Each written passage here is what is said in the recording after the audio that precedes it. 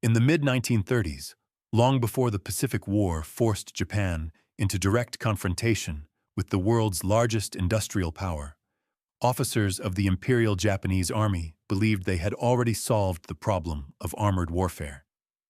Their confidence did not come from theory or speculation. It was born from experience, hard, reinforcing experience, earned in years of fighting enemies who could not answer back in steel. The tank at the center of this belief was small, lightly armored, and deceptively simple. Officially designated the Type 95 light tank, it was more commonly known by its nickname, Hago. To the men who crewed it, the Hago was not a compromise or an interim solution. It was proof that Japanese design philosophy worked. It was fast where others were slow, reliable where others broke down, and deadly against the kinds of enemies Japan expected to fight. For nearly a decade, it seemed to validate every assumption Japanese planners held about modern war. That confidence hardened into doctrine. By the time war erupted across the Pacific in December 1941, Japanese tank officers had little reason to doubt themselves.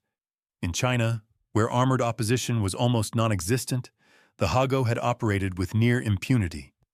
Its 37mm gun shattered field fortifications and scattered infantry formations.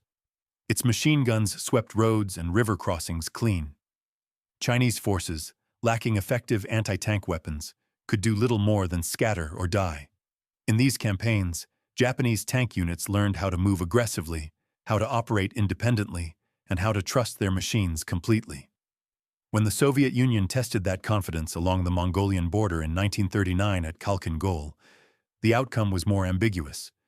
But even there, the lessons were misunderstood.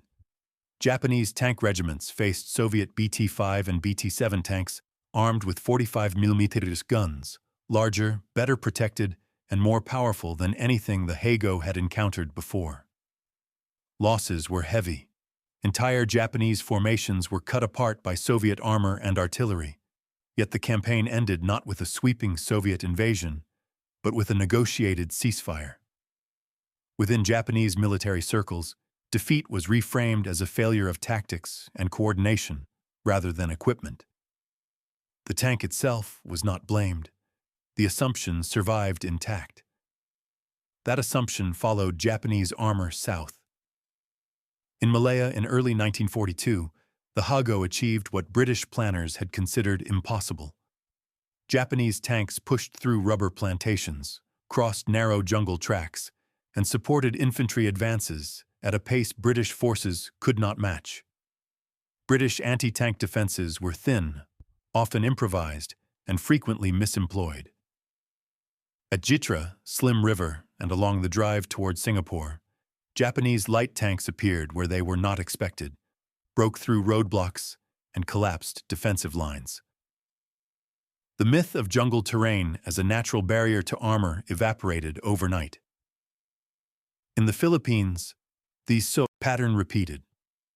On December 22, 1941, north of Demortis, Type 95 tanks encountered American M3 Stuart light tanks in what became the first recorded tank versus tank engagement involving U.S. forces in the Pacific. On paper, the Stuart was superior. It carried comparable firepower, but significantly thicker armor, up to 32mm on the turret. Yet in close-range jungle fighting, Japanese crews maneuvered aggressively, struck first, and destroyed at least one M3 during the opening clash. For Japanese observers, this engagement reinforced a simple conclusion: their tank worked. By early 1942, Japanese armored units had rolled across Hong Kong, Malaya, Singapore, the Philippines, and the Dutch East Indies. Everywhere they went, the Hago performed its assigned role. It supported infantry, it exploited breakthroughs, it frightened enemies who lacked the tools to stop it. Losses occurred, but not at a scale that challenged fundamental beliefs. The Hago was fast enough. Its armor was thin, but adequate. Its gun was small, but sufficient. The Japanese army did not view tanks as independent instruments of decisive breakthrough in the European sense. They were not meant to duel enemy armor on open plains. They were infantry support weapons, designed to move where trucks could not, operate where roads were poor or non-existent, and fight enemies who lacked heavy anti-tank defenses. Against such opponents, the Hago was ideal. That was the assumption. The tank's origins reflected this thinking precisely. In 1933, the Army Technical Bureau recognized that Japan's existing Type 89 medium tank was too slow for the kind of mobile operations planners envisioned in Manchuria and northern China. The Type 89 could barely manage 50 m/s, limiting it to walking-pace infantry support. Japanese planners wanted speed, enough to keep pace with motorized infantry transported by truck at approximately 40 mph. They also wanted simplicity. Japan's industrial base, though advanced in some areas, could not sustain the kind of heavy armored production pursued by European powers. The specifications issued in July 1933 were explicit. The new tank would weigh roughly 7 tons, mount a 37mm gun, achieve speeds of 40 km/h, and carry armor sufficient to stop rifle and machine gun fire. Above all, it had to be cheap, easy to maintain, and reliable in extreme climates, from the dust of Manchuria to the humidity of Southeast Asia. Mitsubishi Heavy Industries received the contract. Lead engineer Tomio Hara, already respected for his work on the Type 89, approached the project with a focus on mechanical simplicity. His most significant contribution was the bell crank suspension system, a compact design that allowed relatively smooth travel over rough ground while remaining easy to manufacture. This system would become a defining feature of Japanese tank design throughout the 1930s and early 1940s. By June 1934, the first prototype was ready for trials. Testing in Manchuria and at Japanese proving grounds impressed Army observers. The tank reached 45 km/h on paved roads and maintained 25 to 30 km/h cross-country. It could turn sharply, navigate narrow paths, and cross ground that would bog down heavier vehicles. Powered by a 120 horsepower, 6-cylinder, air-cooled Mitsubishi diesel engine running at 1 to 800 RPM, it offered an operational range of approximately 130 miles on roads, fueled by an internal capacity of 34 gallons. The diesel engine became a point of pride. Unlike gasoline-powered tanks, it was less prone to catastrophic fire when hit. Diesel fuel was also more available within Japan's empire, particularly in Manchuria and Southeast Asia. In theory, this made the Hago both safer and logistically practical. There were problems, even then. The suspension produced a violent pitching motion on rough ground, making accurate fire while moving nearly impossible and exhausting crews over long operations. Engineers attempted to mitigate this by reinforcing the suspension with braces between bogie pairs, creating what became known as the Manchurian suspension. The modification reduced, but did not eliminate, the issue. The ride remained harsh. Crews learned to live with it. In 1935, the Army Technical Bureau formally reviewed the design. Infantry officers objected to the thin armor, just 12 mm at its thickest points, arguing it was insufficient for assaults against fortified positions. Cavalry and mechanized infantry representatives countered that speed and maneuverability compensated for protection and that the tank's role was not to absorb fire, but to avoid it. After debate, the infantry conceded. The tank was accepted and officially adopted as the Type 95, named for the Japanese imperial year 2595. Production began in 1936. By global standards, the Hago was tiny. It measured 4.38 meters long, 2.06 meters wide, and 2.13 meters tall. A man of average height could look over the turret. Combat weight reached 8.1 tons when fully loaded. Armor thickness ranged from 12 millimeters on the turret and upper hull to 6 millimeters in less critical areas.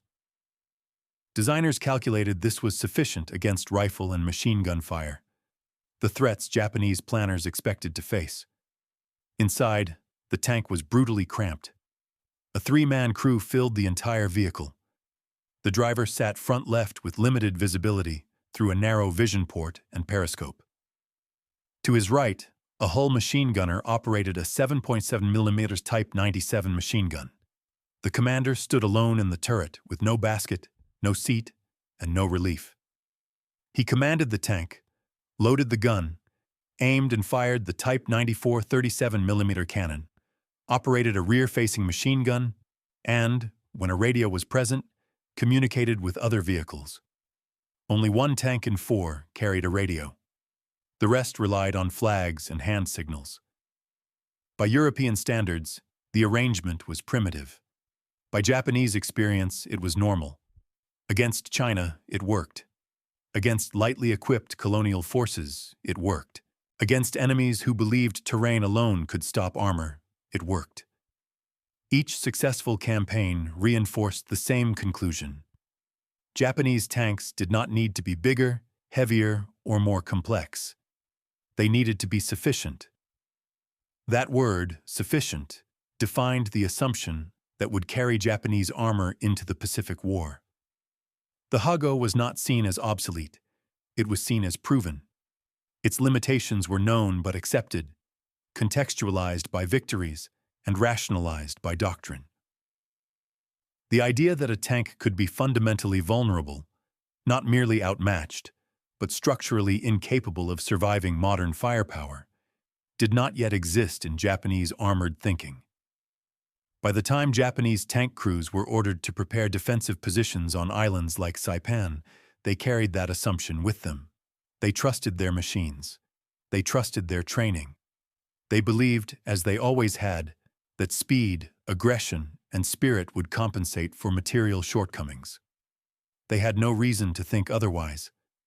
The discovery that this belief was wrong would not come gradually. It would come violently, in darkness, under tracer fire, when weapons never intended to fight tanks began punching clean holes through armor that was never meant to face them. The confidence Japanese tank crews carried into the Pacific War did not exist in isolation. It was reinforced and protected by a system, doctrinal, industrial, and institutional, that made questioning assumptions difficult and redesigning fundamentals even harder. The Type 95 Hago was not simply a vehicle. It was the physical expression of how the Imperial Japanese Army understood mechanized warfare, and of the constraints under which it believed that warfare must be fought. At the heart of this system was doctrine shaped by geography and history. Japan had not prepared for continental, industrial warfare against peer adversaries.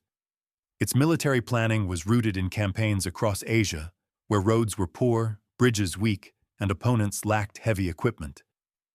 Tanks were expected to operate independently or in small groups, supporting infantry in broken terrain rather than massing for decisive armored engagements. The idea of large-scale tank versus tank battles, common in European military theory by the late 1930s, never fully took hold in Japanese planning circles. This doctrinal framework shaped every technical decision made during the Hago's development. The Army Technical Bureau's specifications emphasized speed over protection, mobility over firepower, and manufacturability over upgrade potential. A 7-ton tank could be transported easily by rail, ferried across rivers on improvised bridges, and landed from ships onto undeveloped beaches. It could move through jungle tracks and narrow mountain roads that would stop heavier vehicles. Most importantly, it could be built in numbers without overwhelming Japan's limited steel production. Japan's industrial capacity, while sophisticated in certain sectors, could not match that of the United States or even Germany. The nation lacked abundant domestic sources of iron ore and oil. Steel production was constrained, and alloying elements critical for high-quality armor were often imported. Tank designers worked under constant pressure to reduce weight, conserve materials, and simplify construction. Every millimeter of armor added to a tank had to justify itself not only tactically, but industrially. Within these constraints, the Hago made sense. Mitsubishi's production methods reflected the same priorities. Components were designed to be fabricated with existing machine tools, minimizing the need for retooling. Welding was limited where possible, with riveted or bolted construction used in some assemblies, to reduce manufacturing complexity.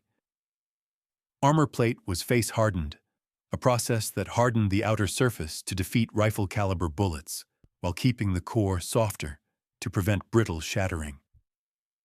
Against small arms, this approach worked. Against heavier projectiles, it did not. But those threats were not central to Japanese expectations. The engine choice further illustrated the system's logic. The air-cooled diesel engine eliminated the need for complex cooling systems vulnerable to damage. It performed reliably in extreme temperatures and consumed fuel that was easier to supply within Japan's empire. Diesel engines also reduced fire risk, a genuine concern for crews operating far from repair facilities. From the perspective of Japanese planners in the mid-1930s, this was advanced, pragmatic engineering. Crew arrangements reflected similar trade-offs. A three-man crew reduced manpower requirements and allowed for a smaller hull and turret. The decision to place the commander alone in the turret, responsible for command, gunnery, loading, and observation, was accepted as normal practice. Radios were expensive, complex, and in limited supply. Visual signaling worked well enough in open terrain and short engagements. In China, it had been adequate. There was no pressing institutional demand to change it. Training reinforced these assumptions. Japanese tank crews were drilled extensively in aggressive maneuver, close infantry coordination, and rapid exploitation of breakthroughs. They were taught to rely on speed and surprise rather than armor protection. Tank commanders learned to fight exposed, often with turret hatches open to maintain situational awareness. Casualties among commanders were accepted as an unavoidable cost of combat leadership, rather than as a design flaw.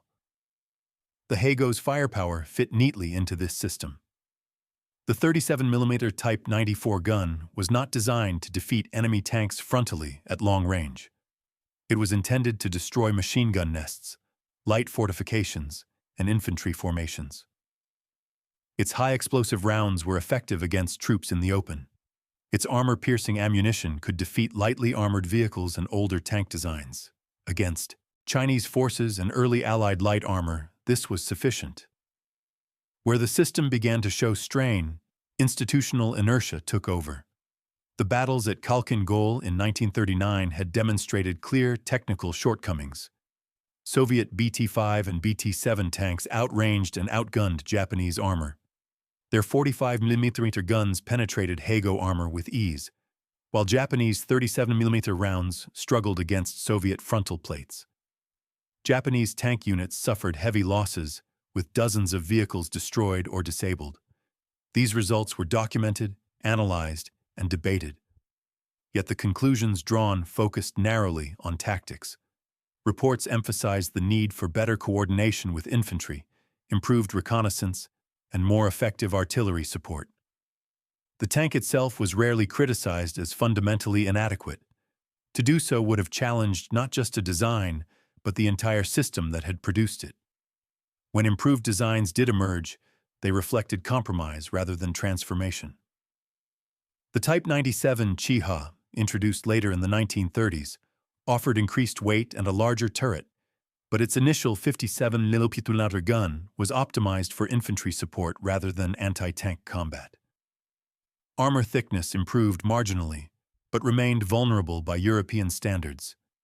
Even upgraded variants struggled to match the pace of foreign development.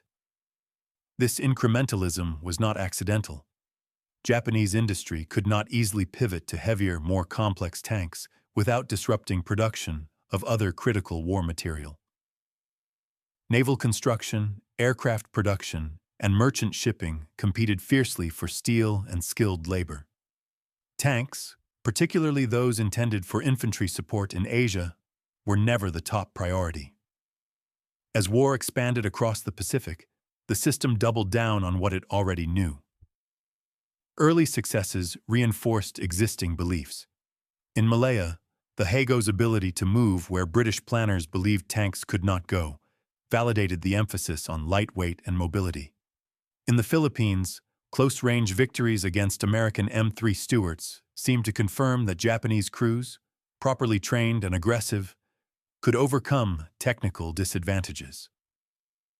Each success became another layer of institutional armor, protecting the underlying assumptions from scrutiny. Even logistical realities played a role. Japanese tanks were expected to operate with limited fuel, minimal spare parts, and little recovery capability. A lighter tank consumed less fuel, could be repaired more easily in the field, and could be abandoned with less material loss if disabled. This mindset prioritized operational endurance under austere conditions over survivability under intense fire. By 1943, as Allied industrial output surged and Japanese resources tightened under submarine blockade, the gap between what Japanese armor was and what it faced continued to widen. Yet production of the Heigo persisted. Approximately 2,300 units were built between 1936 and 1943, forming the backbone of Japanese armored forces. The tank's design remained largely unchanged, because altering it significantly would have required a rethinking of doctrine, production, and priorities that the system could not accommodate. The Heigo endured because the system sustaining it endured. By the time Japanese forces prepared to defend the Mariana Islands in 1944, this system was deeply entrenched. Tank crews trained under its assumptions. Commanders planned under its constraints. Engineers produced what the system demanded, not what changing circumstances might require. The belief that light armor, speed, and fighting spirit could compensate for material inferiority was no longer just an idea. It was institutionalized reality. The system that had created and sustained the Type 95 Heigo had worked, until it didn't. The first cracks had appeared years earlier, but they had been patched over with rationalization and selective memory.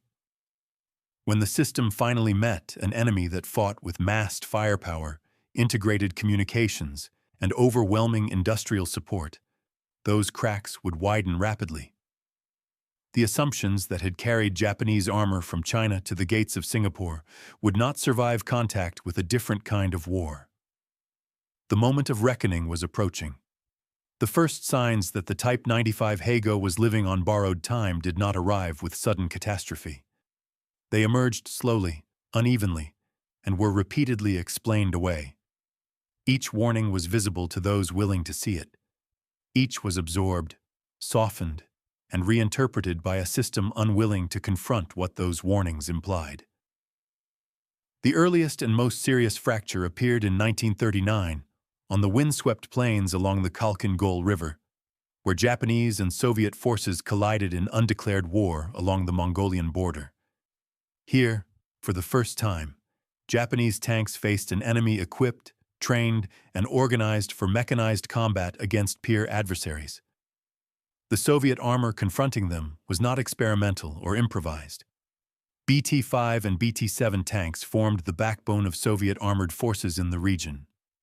These vehicles were faster than the Heigo, better protected, and armed with 45mm guns capable of penetrating Japanese armor at ranges well beyond the effective reach of the Japanese 37mm.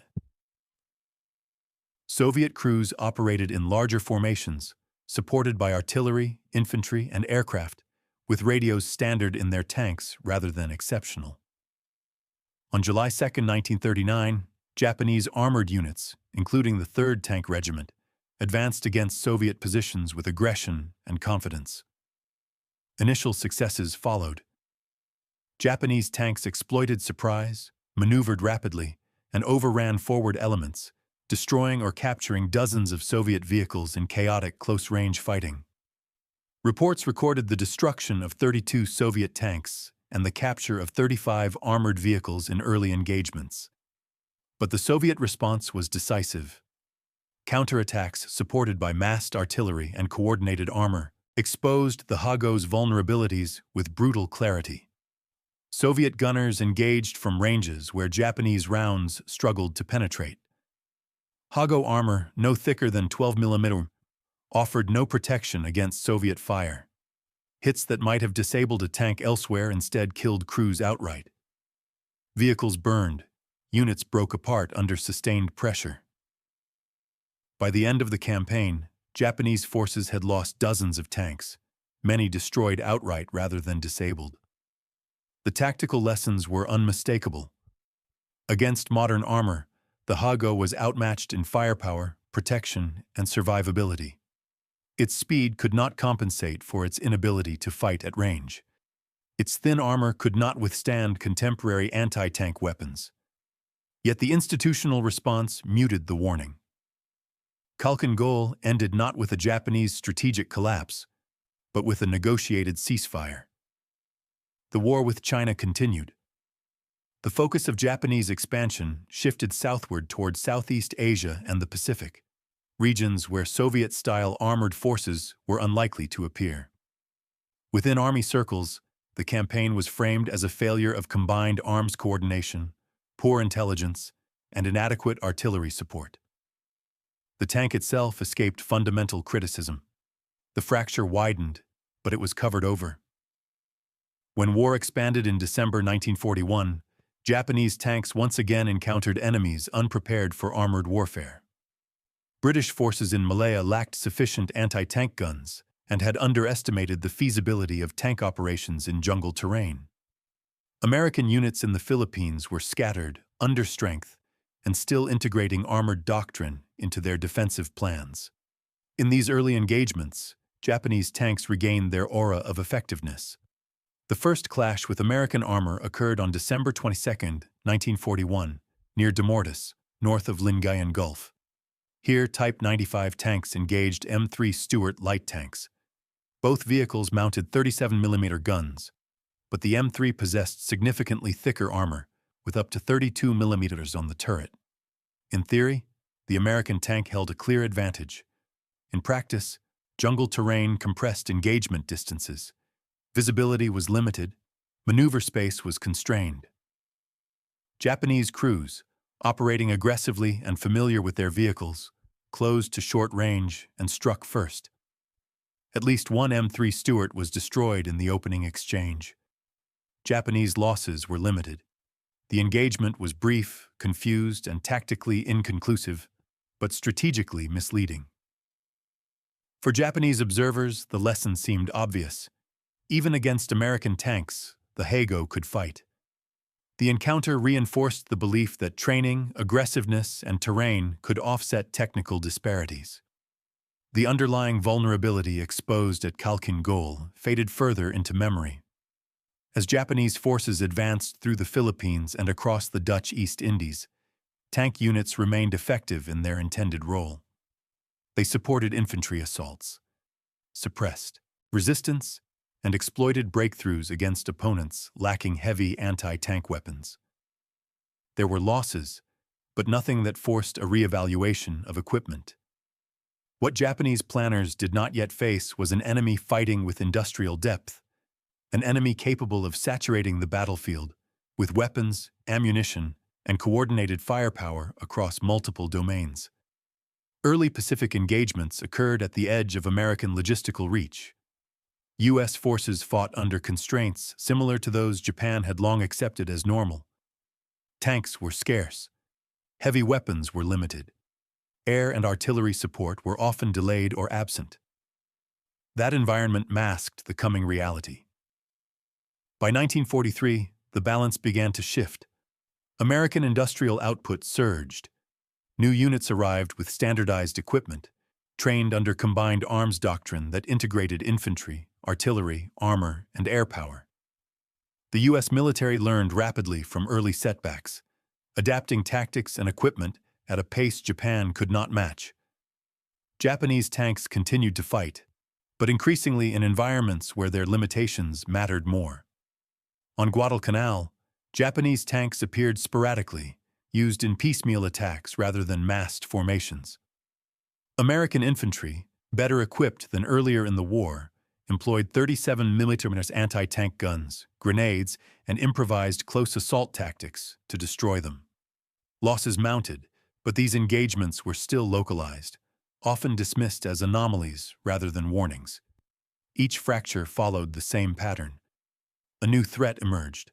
Losses increased. After-action reports identified weaknesses. But instead of prompting systemic change, the conclusions focused on tactics, coordination, or morale. The Heigo itself remained largely untouched by criticism. Production continued.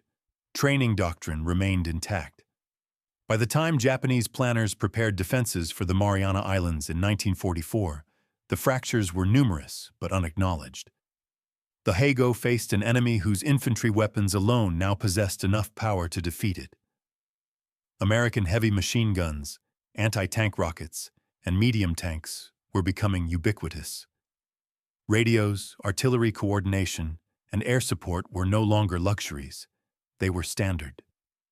Japanese armored doctrine, forged in colonial warfare and validated by early victories, had never been tested against this kind of enemy. The warnings had come early, and they had come often. But each had been softened by context, explained away by circumstance, and buried beneath memories of success. The system that sustained the assumption could no longer protect it. When Japanese tank units rolled forward on Saipan in June 1944, they carried with them every unresolved contradiction of the previous decade. They faced an opponent fighting a different war with different tools and with no shortage of firepower. The fractures that had once seemed manageable were about to become fatal. The collapse did not come as a gradual erosion of confidence. It arrived suddenly, violently, and without ambiguity in the early morning darkness of June 17, 1944, on the western coast of Saipan. Here, for the first time in the Pacific War, Japanese armor confronted an American force that was fully equipped, fully supplied, and fully integrated across infantry, artillery, armor, and air power. The assumptions that had protected the Type 95 Heigo for nearly a decade shattered in a matter of hours. Saipan was not another colonial battlefield. It was a strategic linchpin. Located in the Mariana Islands, approximately 1,250 miles from Tokyo, Saipan placed the Japanese home islands within range of the American B-29 superfortress. Japanese leadership understood this clearly. Losing Saipan meant the war would reach Japan itself. To defend the island, the Imperial Japanese Army committed approximately 30,000 troops, nearly double American intelligence estimates. Among them was the 9th Tank Regiment, commanded by Colonel Takashi Goto, equipped with 44 tanks, a mixture of Type 95 Heigo light tanks and Type 97 Chiha medium tanks.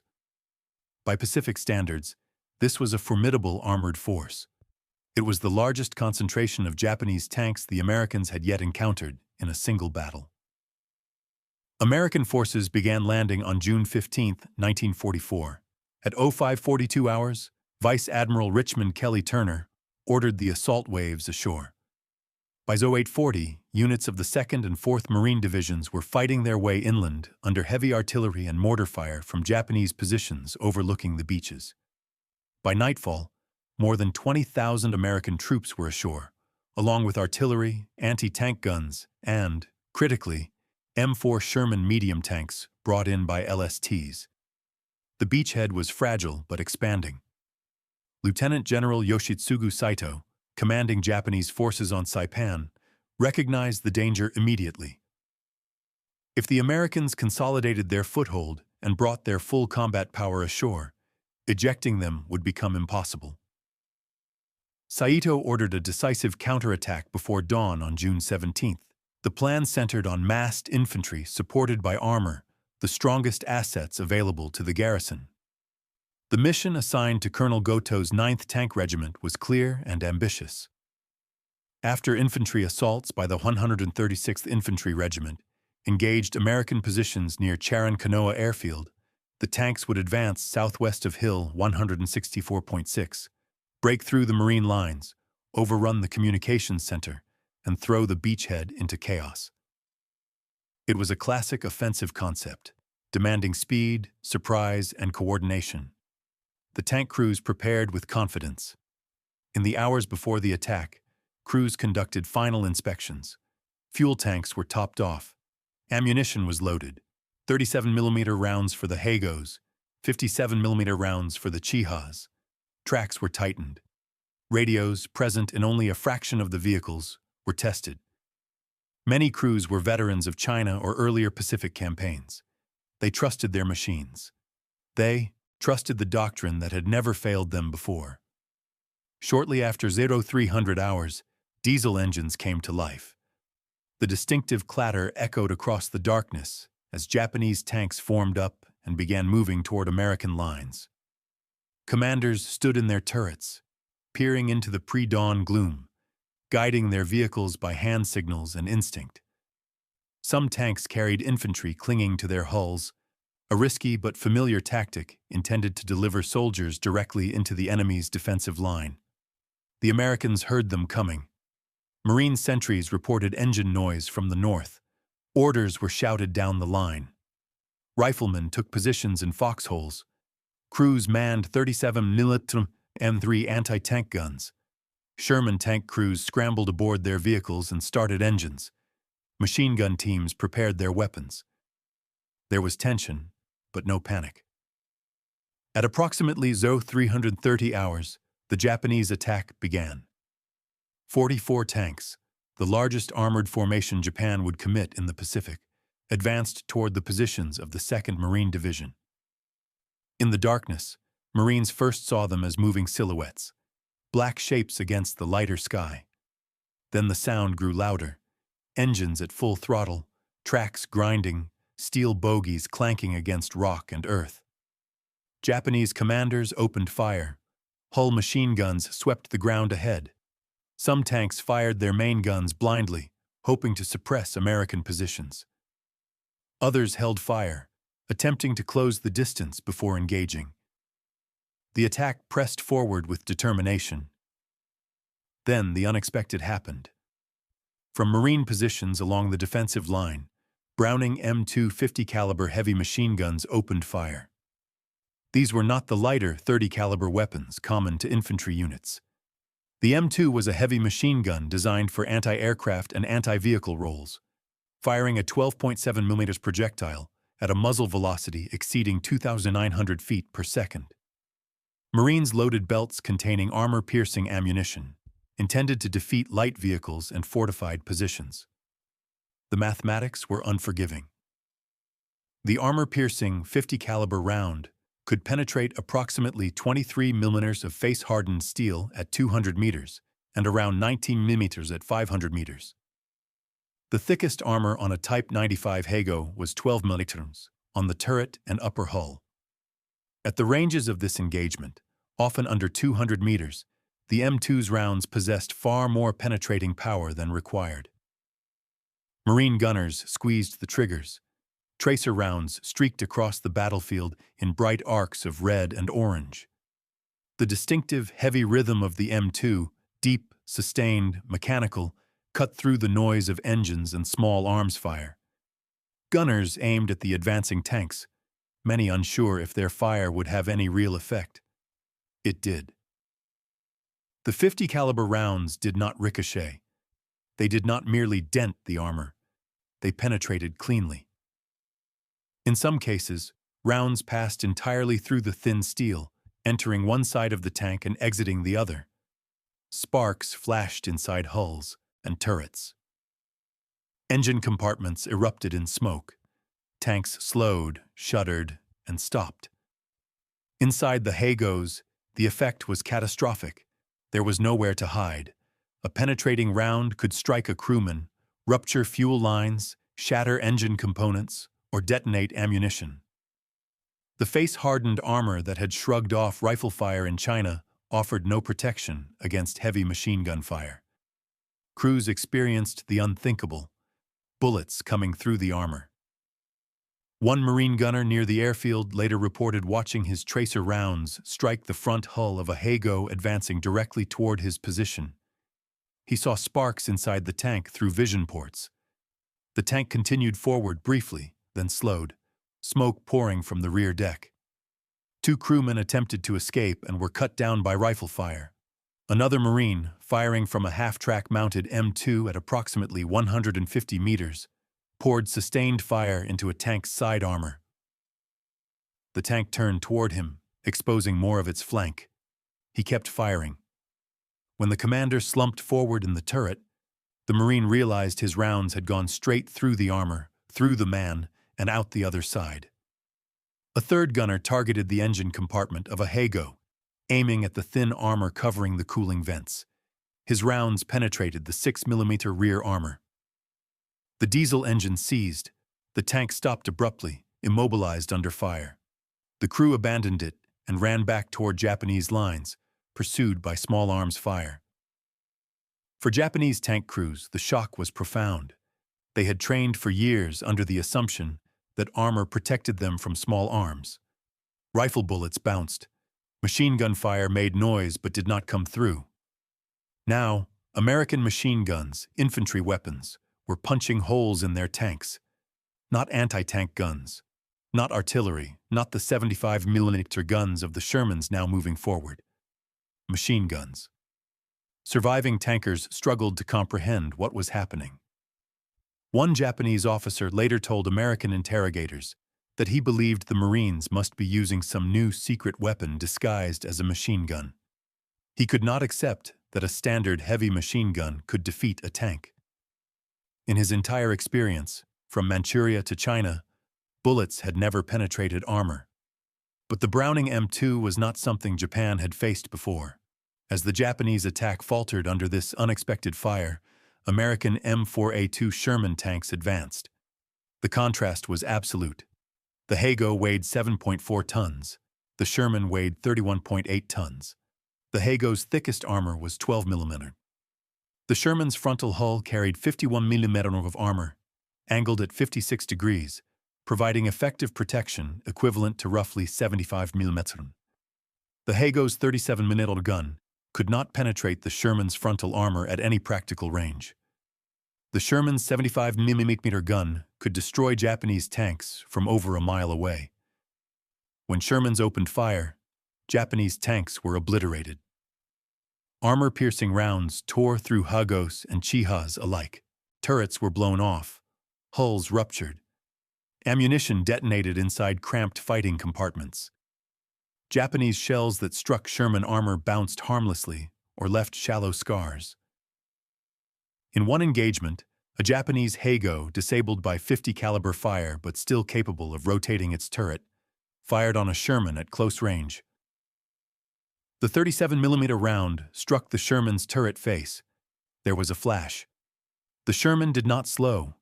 It traversed its turret calmly and fired a single 75mm round. The Hago disintegrated. By mid-morning on June 17th, the counterattack was over. Marine patrols counted 31 destroyed Japanese tanks on the battlefield.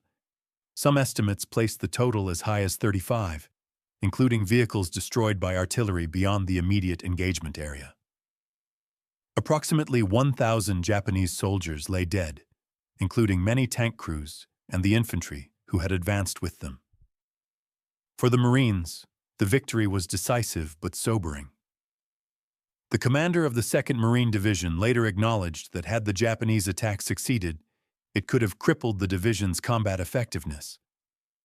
The battle had been close in places, but among the wrecked tanks, a different realization emerged. Japanese armor was not formidable. Marines examined the destroyed Hagos closely. Clean, round holes marked the armor where .50 caliber rounds had passed through. Exit holes were larger, jagged, torn open by bullets that still carried lethal energy after crossing the tank's interior. Some holes were large enough to fit a fist through. Inside, the cramped compartments bore the scars of multiple penetrations. The commander's position offered no protection. The tank's interior revealed a design never intended to face modern firepower. For Japanese tank crews who survived, the revelation was devastating. Their tanks were not merely outmatched, they were obsolete. The machines they trusted with their lives could not protect them from weapons the Americans issued as standard infantry support. The assumptions that had sustained Japanese armor for a decade collapsed in a single morning. The destruction of the 9th Tank Regiment on Saipan did not remain an isolated battlefield report buried in operational summaries. Word spread quickly through Japanese military channels. Tank crews on other islands heard what had happened. They did not hear it as abstract statistics or sanitized after-action reports. They heard it as stories of tanks stopped by machine gun fire, of crews killed inside armor that no longer protected them, of vehicles that could not fight, could not retreat, and could not survive. For the first time in the Pacific War, Japanese armored forces confronted a reality that could no longer be rationalized away. The Type 95 Hago was not merely disadvantaged, it was functionally obsolete. Captured tank officers and enlisted crewmen interrogated after Saipan expressed a consistent reaction: shock. Many described their first moments under fire not as fear of destruction, but confusion. They had been trained to expect artillery, anti-tank guns, or enemy tanks to threaten them. They had never been prepared for infantry weapons defeating armor so decisively. One veteran commander, who had served continuously since 1937 in China, told American interrogators that he believed the Americans must have developed new bullets, something secret and unknown, because ordinary machine guns could not possibly do what he had witnessed. But the explanation was simpler and more devastating. American firepower had reached a threshold where Japanese design assumptions no longer applied. The Browning M2 50 caliber machine gun, standard across Marine and Army units, was not an anomaly. It was everywhere. Mounted on tripods, half-tracks, trucks, tanks, and landing craft, it formed a dense web of firepower that Japanese armor could neither evade nor withstand. Combined with bazookas, 37mm anti-tank guns, artillery, and Shermans, American infantry possessed overwhelming capability against Japanese tanks. Japanese commanders absorbed these lessons with grim clarity. What followed was not innovation, but adaptation born of desperation. On islands fought after Saipan, Japanese armor increasingly abandoned maneuver warfare altogether. Tanks were no longer expected to attack. They were expected to endure, briefly, and die in place. On Tinian in July 1944, Japanese tank units attempted limited counterattacks, similar to those on Saipan. The results were identical. 7 Type 95 tanks were destroyed in short order by American combined arms fire. Survivors reported the same experience: machine gun penetrations, immobilization, rapid destruction. At Peleliu in September 1944, Japanese commanders made a different choice. Tanks were dug into caves, earthworks, and revetments, used as stationary pillboxes rather than mobile weapons. By burying hulls and exposing only turrets, they attempted to reduce vulnerability and maximize the limited protection available. The tactic acknowledged an unspoken truth. Japanese tanks were safer when they did not move. Even in this role, they were vulnerable. American 50 caliber machine guns could still penetrate turret armor. Bazookas could defeat Japanese tanks from any angle. Flamethrower-equipped Sherman tanks directed burning fuel into open hatches and vision ports, turning enclosed compartments into furnaces. Tanks designed to support infantry advances became fixed targets, destroyed methodically. The pattern repeated at Iwo Jima in February 1945. Colonel Takechi Nishi, commanding the 26th Tank Regiment, recognized that mobile armored operations were impossible. His tanks were buried in volcanic ash up to their turrets, integrated into defensive positions covering airfields and approaches. These vehicles were no longer tanks in any meaningful sense. They were armored bunkers, sacrificed to delay the inevitable. American firepower rendered even this adaptation ineffective. Heavy machine guns punched through exposed armor. Flamethrowers and demolition charges finished the rest. Nishi himself was killed during the battle, his regiment destroyed without ever executing a true armored maneuver. On Okinawa, the last major battle of the Pacific War, the disparity reached its final crushing form. Japanese forces committed the 27th Tank Regiment, equipped with 13 Type 95 Hago light tanks and 14 Type 97 Chiha medium tanks, a total of 27 vehicles. American forces landed with over 800 tanks. The numerical disparity was roughly 30-1. The qualitative disparity was even greater. On May 4-5, 1945, Japanese forces launched a major counteroffensive supported by armor. Tanks advanced alongside infantry in one last attempt to disrupt American lines. Within hours, most Japanese tanks were destroyed. Sherman tanks, bazookas, artillery, aircraft, and heavy machine guns annihilated the attacking force. Survivors withdrew, leaving burning wrecks scattered across the battlefield. By this stage of the war, Japanese tank crews understood their fate. They were being asked to fight an enemy whose standard infantry weapons could defeat their armor, whose tanks were invulnerable to their guns, and whose industrial capacity replaced losses faster than Japan could record them. Training and courage could not bridge that gap. The final confirmation came not from American forces, but from the Soviet Union. In August 1945, following the Soviet declaration of war against Japan, Red Army forces invaded Manchuria. Japanese tank units there faced T-34 medium tanks, armed with 76mm guns and protected by sloped armor that rendered Japanese anti-tank weapons largely ineffective. In engagements across Manchuria and the Kuril Islands, Japanese armor was destroyed with alarming speed.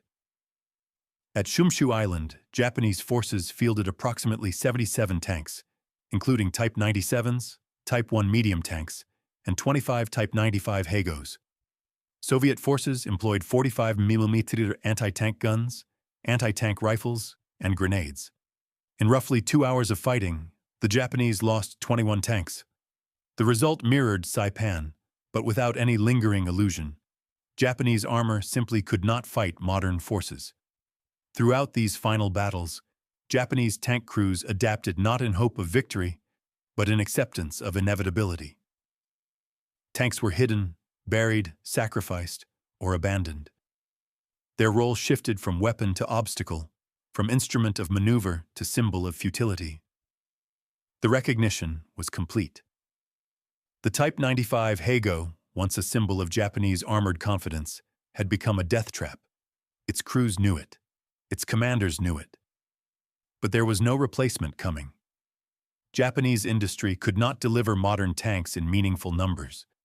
Designs like the Type 3 Chi-Nu, armed with a 75mm gun, existed mostly on paper or in limited production runs. Only 106 were built. The more advanced Type 4 Chi-To never reached combat at all. These vehicles were reserved for the defense of Japan itself, never sent to the Untold island battlefields where they might have altered outcomes.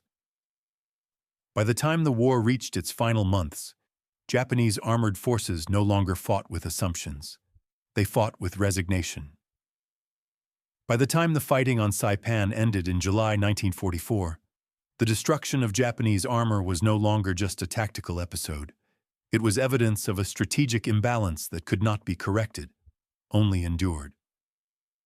The shattered hulls of Type 95 Hago tanks scattered across the island were not merely battlefield debris. They were artifacts of a deeper failure, one rooted in industrial capacity, design philosophy, and the assumptions that guided Japanese war planning long before the first American landing craft touched the beaches. The immediate consequences were operational. With Saipan secured by July 9, 1944, American engineers moved quickly to expand airfields on the island. Within months, B-29 Superfortress bombers began operating from the Marianas. For the first time, American heavy bombers could reach the Japanese home islands without staging through China. The strategic isolation Japan had feared became reality. Emperor Hirohito understood the implication immediately. On July 18, 1944, Prime Minister Hideki Tojo resigned, the first open admission by Japan's leadership that the war was turning decisively against them. The collapse of Japanese armor on Saipan was not the sole cause of this shift, but it was a symptom impossible to ignore. It revealed how thoroughly Japan had misjudged the nature of the war it was fighting. At the center of that misjudgment lay industrial disparity. Between 1936 and 1943, Japan produced approximately 2,300 Type 95 Heigo tanks. Production ceased as resources were redirected toward aircraft and coastal defenses. Even at its peak, Japanese tank manufacturing operated on a scale measured in dozens per month, not hundreds. Steel shortages, fuel constraints, limited factory automation, and competing priorities imposed hard ceilings on output. American production operated in an entirely different universe. The Detroit Tank Arsenal, constructed by the Chrysler Corporation, was a purpose-built facility dedicated solely to tank production. Spanning 567 acres and more than 1.5 million square feet, it operated around the clock on 3 shifts. In December 1942 alone, its 5,000 workers produced 97 Sherman tanks, more tanks in 1 month than Japan produced in a typical year. Detroit was only one node in a vast network. The Fisher Tank Arsenal in Grand Blanc, Michigan, operated by General Motors' Fisher Body Division, produced over 11,000 Shermans in multiple variants. The American Locomotive Company in Schenectady, New York, converted from locomotive production to build approximately 2,300 tanks. Baldwin Locomotive Works in Philadelphia produced over 1 to 200 tanks while continuing locomotive output. Lima Locomotive Works in Ohio built the first production M4A1 Sherman, a vehicle named Michael that survives today at the Bovington Tank Museum, and produced 1,655 tanks before returning to locomotive work. Additional production came from Pacific Car and Foundry in Washington State, Pressed Steel Car Company in Pennsylvania, Pullman Standard in Illinois, and Federal Machine and Welder in Ohio. In total, more than 10 major manufacturers, supported by countless subcontractors, produced tanks, engines, tracks, radios, optics, and armament components. By June 1945, American factories had produced 49,234 Sherman tanks. The numerical ratio alone, roughly 20 to 1 compared to Japanese Heigo production, only hinted at the disparity. Each Sherman was vastly more capable than its Japanese counterpart. The M4 Sherman weighed between 30 and 35 tons, depending on variant. Its frontal armor measured 51 mm, angled at 56 degrees, providing effective protection equivalent to approximately 75 mm against anti-tank fire. Turret mantlets reached 76 mm. It carried a 5-man crew, allowing each role, commander, gunner, loader, driver, assistant driver, to be performed by a dedicated specialist rather than overloaded individuals. Every Sherman was equipped with a radio, typically an SCR 528 or SCR 538, enabling coordinated movement, artillery support, and infantry cooperation. The main gun, a 75 mm weapon with a muzzle velocity of approximately 2,400 feet per second, could defeat any Japanese tank from well beyond visual range. The gun was vertically stabilized, allowing reasonable accuracy while moving, an ability the Heigo completely lacked. Crew survivability was a design priority. Sherman interiors provided over 150 cubic feet of working space. Ammunition was stored in organized racks, often protected by wet stowage in later variants. The commander operated from a cupola with all-around vision blocks. The gunner used a telescopic sight with powered turret traverse. Compared to the Heigo's 200 mm turret ring and standing commander with no seat, the contrast was stark. Reliability and sustainment completed the picture.